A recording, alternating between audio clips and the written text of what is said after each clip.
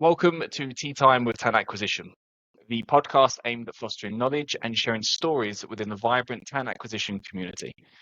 I'm your host, Eden, and for the next hour or so, I'm going to be joined by an experienced global TA manager who's worked for some of the most recognizable companies to come from Berlin, ranging from GetYourGuide to Babbel, HelloFresh, and Clue.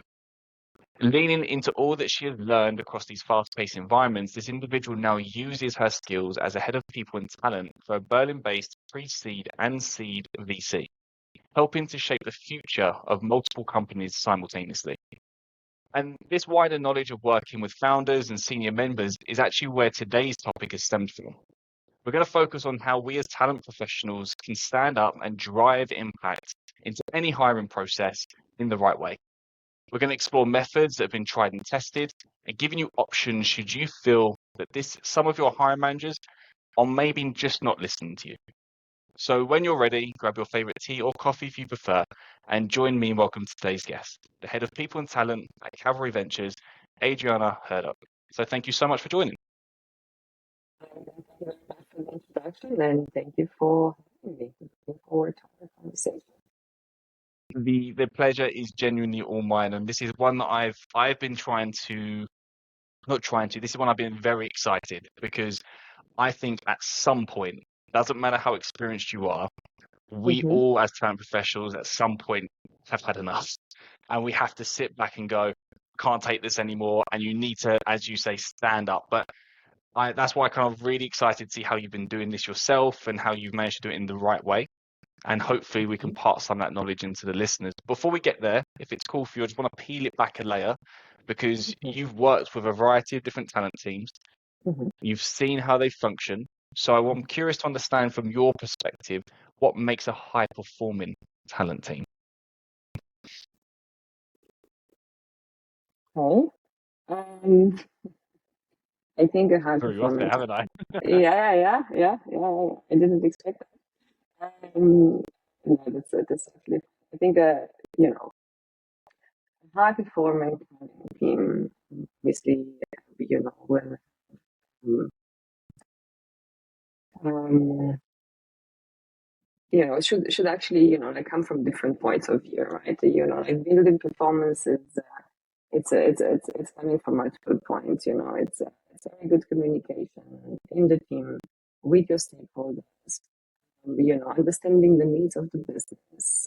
Long-term vision. And it's not just a day-to-day job, but rather it's everything combined. So I think this is something that is usually lacking in high-performing teams, or lacking in teams and not high-performing teams, like the lack of communication and understanding of the long-term business goals. So bringing in where are we going as a business, the strategy to, I guess, to get to that, and the day-to-day nitty-gritty we need to find people, and bringing that into those I guess that triad, as it were, to that if we can understand all of those elements correctly, and we have a team that can understand all those elements correctly, that's the epitome of high performance for you. Yes. Okay. So then coming back to the topic of standing firm, because at some point we want to be a high performing team, we need to be able to do this. So what does standing firm to our managers as a TA professional mean? So I think there's a huge lack of understanding of why have you been hired usually in your role, and why you are hired as an expert in that field. You need to stand for what you're doing. You are the person that is ensuring all the alignment with the strategic goals. You're maintaining the integrity in all the talent decisions, and you're definitely fostering the long-term success in talent. So, get rid of the imposter syndrome. You need to stand up for what you know best. You are the expert in the field, and you should be leading this process. So that's what I mean by standing firm to the managers. Yeah. As you said, when you've been doing it for many, many years, right? Yes. And do you think there's a difference between standing firm when you're somebody who sits So 18 months into the role or into the industry rather, versus when you're 5 years, versus when you're a decade and plus, example. We're all still professionals. Of course, some of us have gone a little bit further. We probably, imposter syndrome's still there, but it's maybe a little bit quieter. Let's say that. But do you think that that should change how we are with our managers in that case? Definitely. It's a learning process. At the end of the day, you're working with people. At the beginning of your career, you tend to say yes to everything because you also probably don't know everything. You tend to agree with the managers or hiring managers way more than maybe you should. You don't challenge them. You don't really ask questions when you're younger. And I guess, the more experience you get, then you also understand the business, you understand this is going to grow, what is the impact, what questions to ask. And, this is basically challenging the hiring manager, so to say. And yeah, for me, it was a huge difference. In early days, I would definitely not ask all of this and feel like small in a way. But then, if you would put me in a room nowadays with a hiring manager, there's definitely a completely different approach. And I would challenge them on everything from, why do you need the role? Why do you need the seniority? Why do you need this title? Why do you want to pay X, Y, Z? Who's this person going to report to? Why? There's going to be a lot of why involved. So, and it's going to be a lot of discussions prior to actually even kicking hiring for that specific position. So very different than my first 6 to 18 months of the job. Well, I've got a why question back for you then, Yeah. considering we like why questions. I mean, why is it even important for us to get this right? Saying to I guess one of the benefits you just said there is, you felt small at the beginning when you're just saying yes to everything. And fair enough, we can change the perception of how we are in a business, but for our own careers, fundamentally, why is flipping around how we're kind of structuring ourselves and how we're projecting our role to the wider company, why is that even important? It's being a talent professional, it's an important position in the organizational. And talent people and people actually roles, let's say not considered as important, mainly because they don't really have an immediate impact in revenue. This is kind of like the wrong approach for it. You're actually saving a lot of money for the business. So I think you just need to make yourself present, and you are part of actually shaping the future of the business. This is going to look. You need to have a voice, and in order to have a voice, you need to understand why you need to new people. What is the plan for that new person? Where is this, team going to grow? Can you actually promote someone internally instead? There's a huge, in my experience, there's always a huge need for new people, always new people, source people. Like, oh my gosh, why don't you source? Look internally as well. Like a lot of the companies and a lot of the founders don't really check the internal talent. And, they don't really think of who they could potentially promote. Who are your A players? Can they be with you like in seed? Can they be with you in Series B? Can they be with you later on? Make sure that you also nurture that talent. And usually talent people can also support with. It really depends on the stage of the business and how much involvement you get, but you can definitely shape that. I think the position you have is quite a unique one where obviously you get the chance to flex, to your experience to quite a few different founders simultaneously, and you can help them grow. But taking it back when you weren't at Cavalry into, your former companies, and then put yourself back into the individual contribution role, because this is what, again, most of our listeners sit into this category, right? So somebody might be sitting there going, I agree, Adriana, I agree exactly, but I don't want to rock the boat because I've got a mortgage to pay for, I've got my bills to pay for, the vet bill coming out next month for my dog, whatever, right? Life gets on top of us, and I think some people kind of just fall into the category of I don't wanna come across, I don't wanna come across as difficult, and I don't agree necessarily that's the right phrase, with it, but you get what I was saying. So then how can we do this in the right way? Because I do definitely think there's a right way to kind of go around to your hiring managers or speak to your hiring managers, and then maybe the more forceful wrong way. So what key elements, I guess, would you say, or would you encourage people to at least try based on what you've seen or what you've also done? So I would say that if you cannot go to your hiring manager and have all of these discussions, then you shouldn't be working there. So maybe just not the same place. If you want to bring new people into the team where you don't have a voice Yeah. and you cannot really communicate with your hiring manager, it doesn't mean that they will always agree with you, but there should be the chance and possibility for you to just go to them, bring up the topics that you have and the worries that you have or the questions that you have in order to do a good job. And if you cannot really do that, then why are you doing? There's a lot of companies out there that you will have you to actually ask these questions. And at the end of the day, I guess it's a matter of agreeing and discussing, what can you change? If you need to change anything, do you need to adjust anything?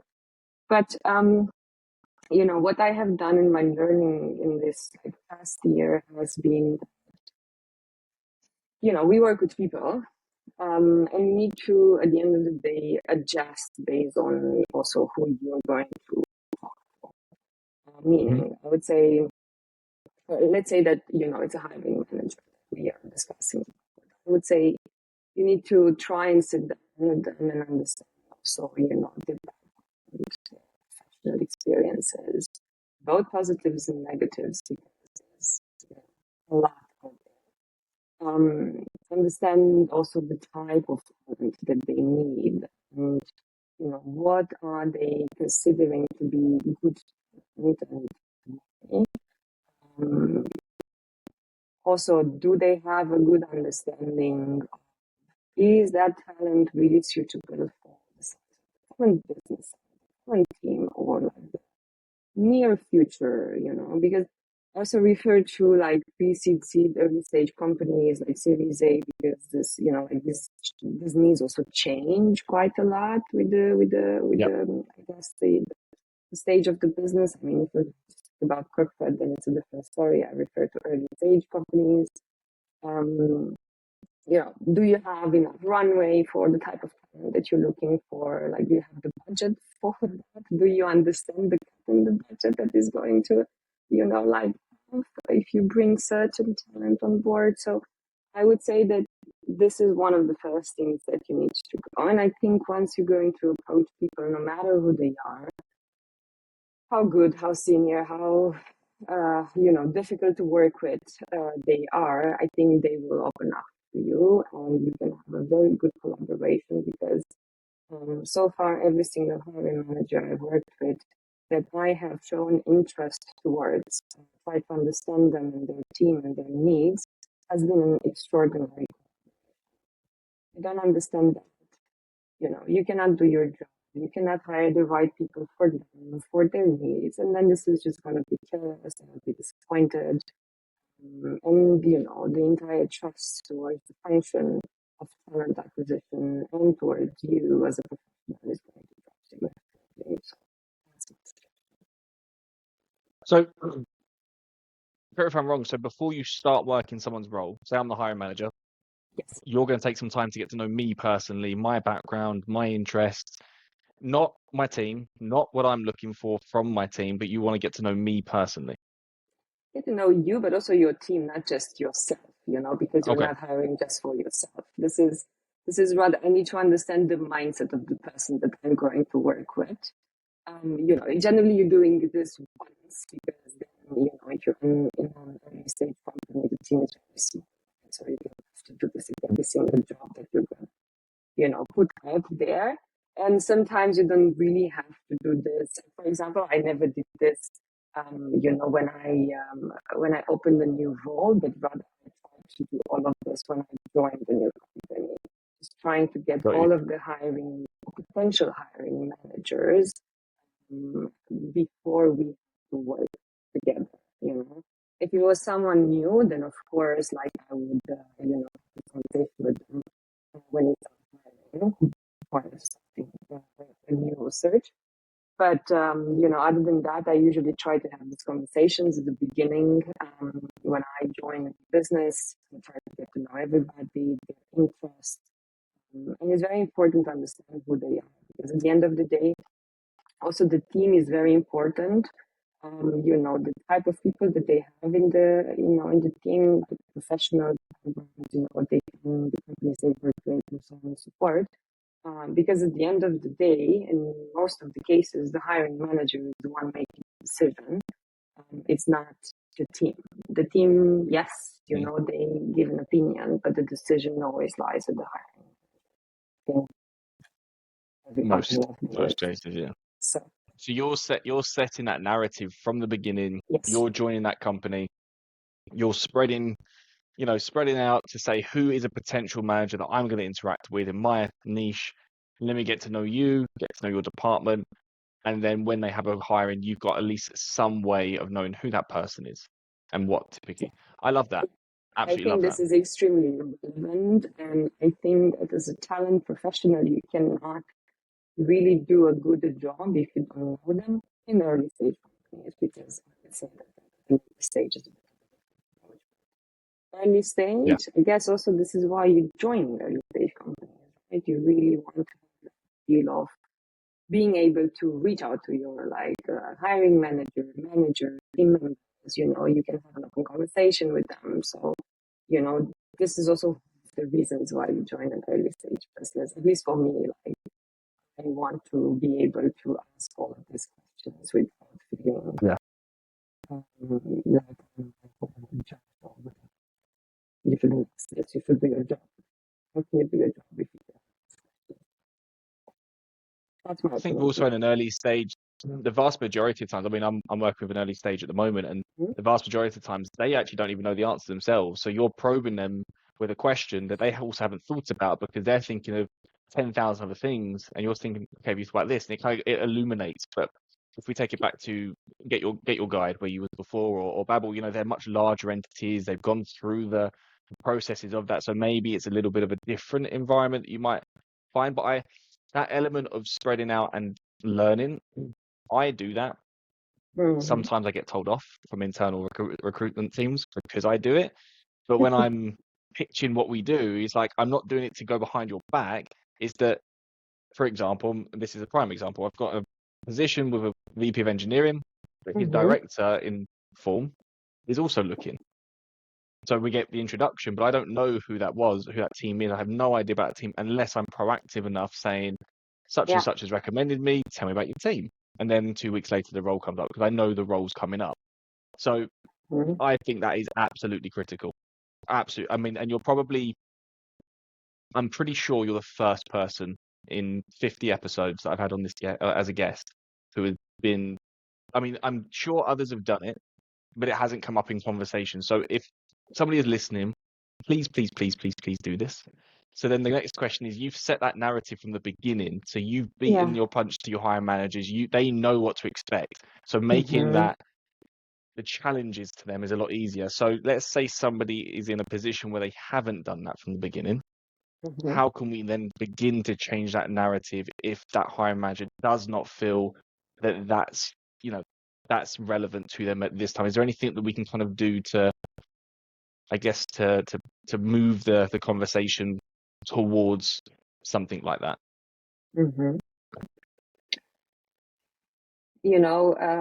I guess you just have to prove them. Otherwise, you need to bring maybe some examples, bring some data. This always works. But you still need to have the discussion with them one way or the other. It's a matter of would say the type of person that you're working with again. And even if you haven't been there from the beginning or the person just recently joined the business, it's never too late to do this. I really, I really cannot think of a person like completely refusing to have this conversation with you as a talent team. You need to make yourself, I guess, understood on like why you want to have this conversation. If they refuse to have it, you can always, say that, listen, this conversation is going to help me understand more the need that you have, how I can support you better, are we on the same page, do I bring the right talent in the pipeline for you? I think, like if the person doesn't want to have that conversation, then maybe they shouldn't be a hiring manager. They shouldn't be a people leader. Like really, I really refuse to consider that there's someone like that. Even if you're going to try to have a nice conversation with them about this and give them the reasons on why you want to do this, they will refuse to do it. Yeah. And I think it's very important, right? Very, very important, because I will give you an example. Like a couple of years ago, I was still learning about this, and I haven't really done it. And I haven't really had a conversation with the hiring manager. It was a bit of a change in the business that I was with, and then we decided to hire. I think it was a data engineer, if I recall correctly. It was a while ago when this data engineering was kind of like a new role still on the market. And, we didn't really like sit down to understand, why do they need us? What do they expect from this position? It is new. The person cannot have 10 years of experience in data engineering because it's a new role. It took us a couple of good, probably even months of actually trying to hire someone, and we didn't. To later find out actually that none of us are interviewing for the same thing. It was really, we were just on completely different page of expectations, and it was a huge reality, punch for me, because I just realized, like, hey, you really need to sit down with these people and actually have a proper conversation with them to understand what they want, especially when it's a new role, let's say, on the market. It was like a long time ago. So, I think this was an example that I had to deal with in my younger days as a TA professional, and it was a good learning why we didn't hire. And to be honest, once we sit down and we discuss the reasons and the expectations, we actually filled the position extremely fast. We knew what we wanted at the end of the day. I would say that links back to what I said literally at the beginning. At some point, and yours was obviously in your younger years, at some point you get to this realization thinking that we need to be doing something about this. And obviously in your case, it's maybe that was the exact catalyst, or there was, a number of things around it that happened simultaneously that got to that. But that was from what you're saying there, to me, that's your turning point, thinking, okay, there needs to be a better way. And now you make the switch.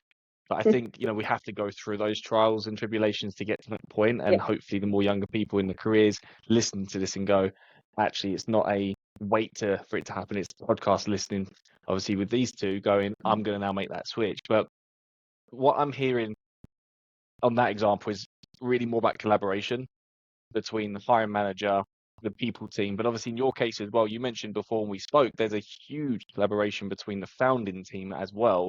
Because I see it a lot of times in early stage startups. There's a lot of weight that gets thrown around, like this is their baby, their blood, sweat, and tears. Rarely, we're bringing in late stage founders at this point. They've students to a university got an idea, or friends have come together, or ex-colleagues, and they're going through thick and thin and have done unpaid for many years, sometimes before getting their funding. So when we talk about this collaboration, why is it super important that we as TA professionals and the people team recognize when we're working with founding teams, when we're working with the management team, why it's really important to get that right? from the beginning? Mhm. I don't know if you always get it right, because in early stage there's always going to be factors that might influence development of the entire, process of actually building something. But in in my opinion, I think that the people team or TA, you know, who's actually business at that stage, should have a seat at the table with the management team or the founding team, to understand like early days, where is the business going, what are the goals for the business, what are the expectations. We have hiring plan for next year. If so, you need to understand, like, for example, if you have any of these next year, why do you need to call them? When do you need to, the level of seniority? Do you understand actually how long it takes to hire someone? In Germany, it's a long process. 3 months of notice period. You need to start very early with hiring. And I think this is crucial to understand, because then this is definitely going to create more realistic expectations, and also like realistic business goals, and yeah, you can basically save the company also from spending a lot of money because of an emergency that you didn't really plan for. And, yeah, understanding the needs from the get-go, I think, is very, very important. And you can definitely support the founding team and the management team to properly plan for the next year or 2 3 years from now. If you have enough experience. If you're in your early days, it's going to be a bit more difficult, but I would always try to ask them to be part of the conversation, so that you can also like build on it, and just try to understand, maybe do some reading, and then you can also support them in the ideas with more data, more input. That's, I think it's very important, this collaboration. Yeah. You try, from your own experience, do you try to match the communication style of your managers? So what I mean by that, take what we do. Obviously, we have on the external side, I can speak to people on Teams, Slack, telephone call, emails. I know on the internal side, you're going to have your own stack and your preferred. I mean, you would have your preferred communication style. Someone might be able to reach you quicker on Slack versus emails, etc., etc. But are you also asking your manager about, if I need to get hold of you, what's the best way? Or because again, I'm in the mindset of thinking, for us, I always ask them, if I need to get hold of you, emergency, best way. Then I need to speak to you on a day-to-day, best way, and we break it down. But is that something that you'd recommend? Because my mindset really thinking about how to communicate with these managers to get on their level, to make sure we're syncing up on a regular basis. That's kind of where I'm going with it. I think this is basic process that you need to figure out how it's best, or like to find the best way of communicating with the person that you're working with. It can be, as you said, emails, it can be Slack, it can be a fixed meeting that you get every week or every 2 days, or every Yeah. so you find the need, the urgency of it.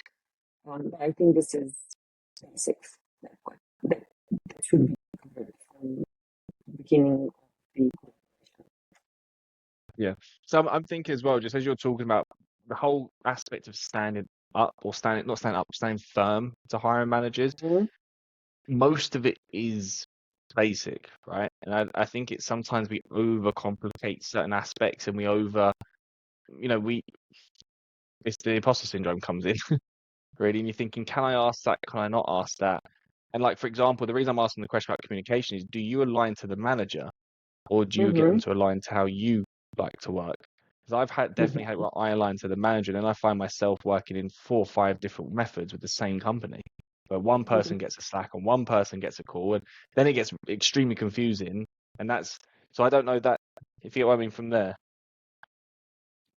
I think you might come from a different perspective, Yeah, and you probably work with multiple companies also at the same time, so then this might make it difficult.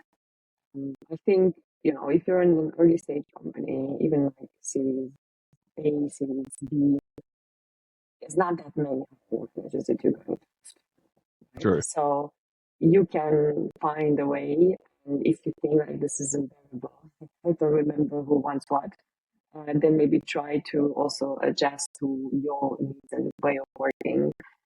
Obviously, it would be easier if if everyone would adjust to your own way of working, but that's not realistic because they also have a lot of other things to manage, and they also have a team, and it's very stressful for them as well. So I think communication is the most important asset. Try to communicate and find what's the best way for both of you, and try to understand also their needs.